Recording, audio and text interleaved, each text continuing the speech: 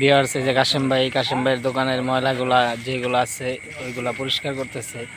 তো কাশেম ভাই অনেক পরিষ্কার পরিচ্ছন্ন থাকে, দেখেন।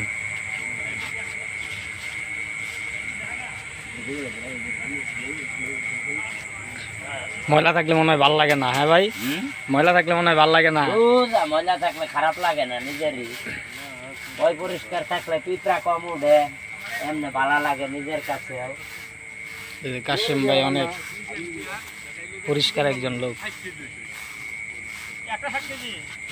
জায়গা পরিষ্কার থাকলে সবার কাছে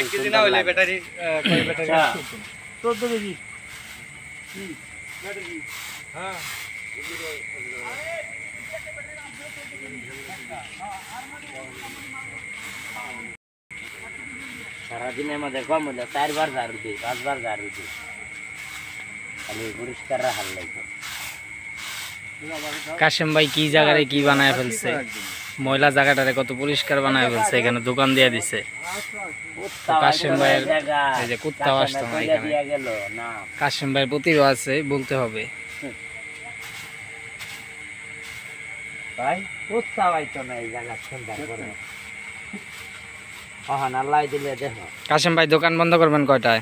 11টায়, 10:30টায়, 11টায়। তো এখন 10টা বাজে, দেখেন রাত 10টার দিকে সে পরিষ্কার পরিচ্ছন্ন করতেছে। 11টায় অফিস ছুটি হয়, কয়জন মানুষ কয়টা সিগারেট লইয়া বাসায় ঢুকে তো এই যে আবার সিগারেটগুলা দিয়েই বন্ধ করুন লাগে। রাত 11টার দিকে সে দোকান বন্ধ করে আমাদের কাশেম ভাই। ওই যে অফিসের কয়টা লোক আয়ে আপাতত কাশেম ভাইয়ের দোকানে কোনো মালামাল নাই। বন্ধ করে দিই আল্লাহর নাম লইয়া।